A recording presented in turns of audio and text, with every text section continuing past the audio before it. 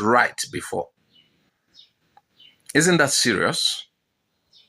This same government that is persecuting him has been found guilty now of, previously violating his rights. That is very serious. We are watching to see what will be the outcome of this trial. So, during the court session, a DSS officer gave testimony.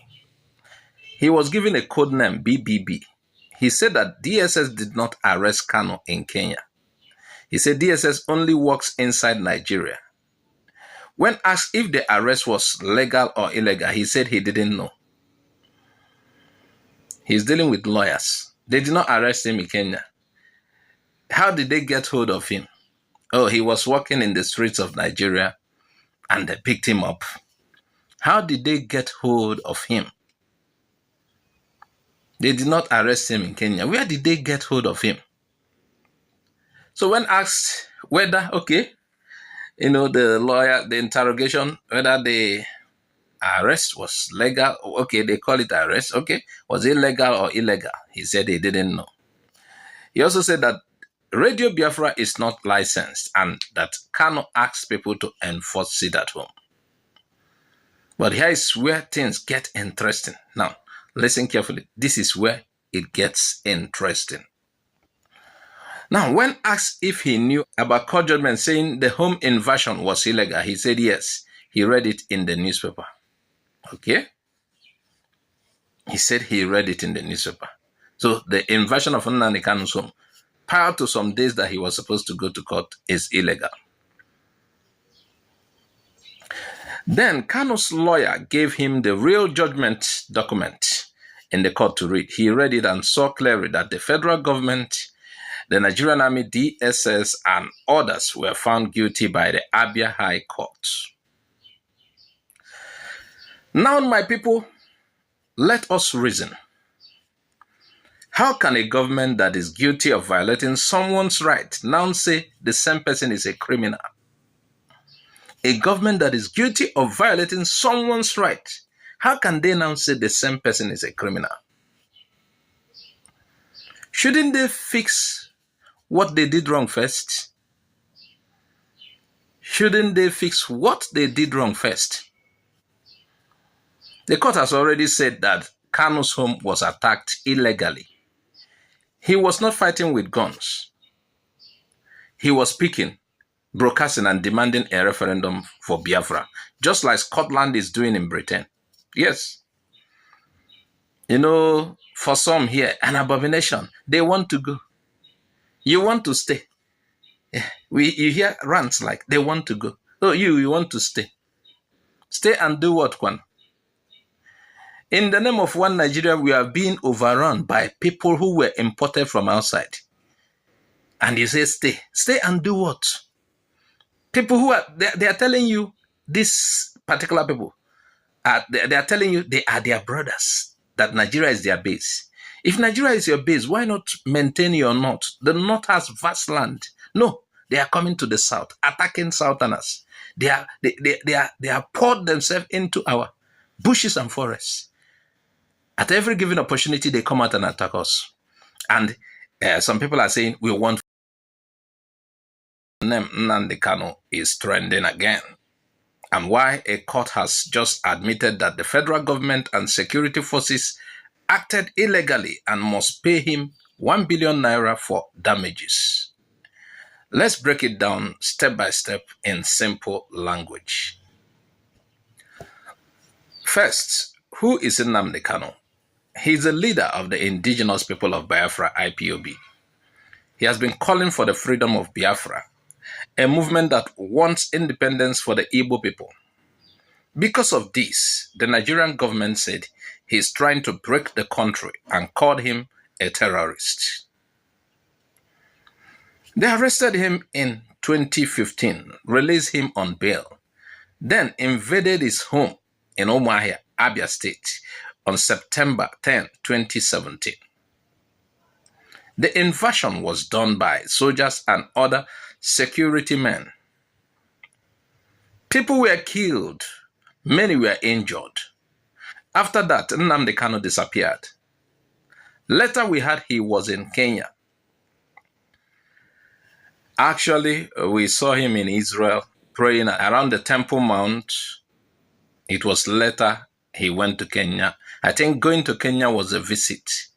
It wasn't as if he lived in Kenya. That was from where he was abducted. He was kidnapped. So after him disappearing in Nigeria during the Operation Python Dance Invasion, we saw him in Israel. I think at the Wailing Wall, yes, at the Wailing Wall around the Temple Mount. That was where we saw him praying. Then from there, he started his broadcast again. Until when he went to Kenya, surprisingly, we heard he was kidnapped. So let's continue. In 2021, he was arrested or kidnapped. Some say arrested, kidnapped, but the actual fact is that he was kidnapped, depending on who you ask. And he was brought back to Nigeria to face trial again. You know why I say depending on who you ask? The Nigerian media, the people who are anti-IPOB will tell you he was arrested.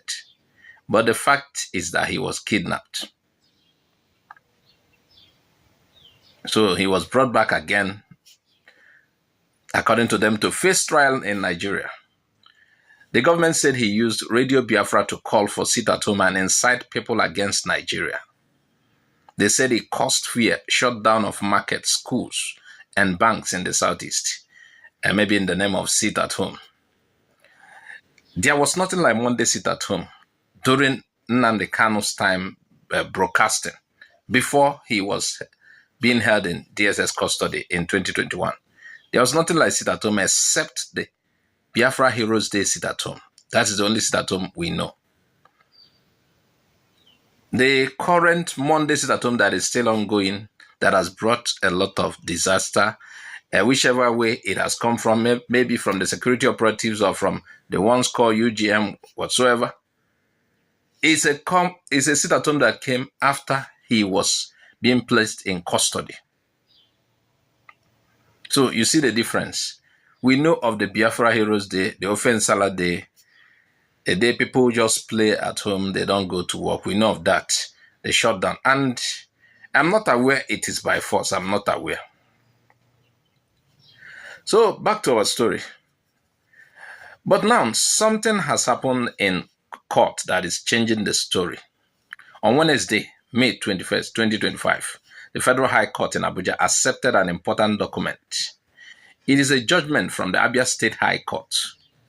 That court already ruled in 2022 that what happened in 2017, the invasion of Kanu's home, was illegal. That is another offense. You see, there are several grounds. Some people are, speculating why Nnamdi Kanu does not need to go through this trial. You see, they are talking about the illegal renditioning, then the invasion of his home. Prior to that invasion, Nnamdi Kanu has had a court case.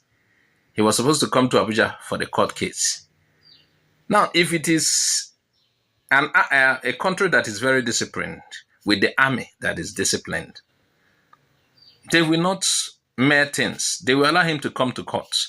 Now, if he didn't come to court, that is when, okay, go and bring him. But they invaded his home. A lot of people died. And we don't know what really happened later. Okay, so definitely somebody will run for his life. Later we saw him in Israel.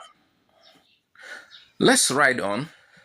So on Wednesday, May 21st, 2025, the Federal High Court in Abuja accepted an important document. It is a judgment from the Abia State High Court. That court already ruled in 2022, like we already told you, that what happened in 2017, the invasion of Kanu's home, was illegal. The court said it violated his right to life, freedom, security,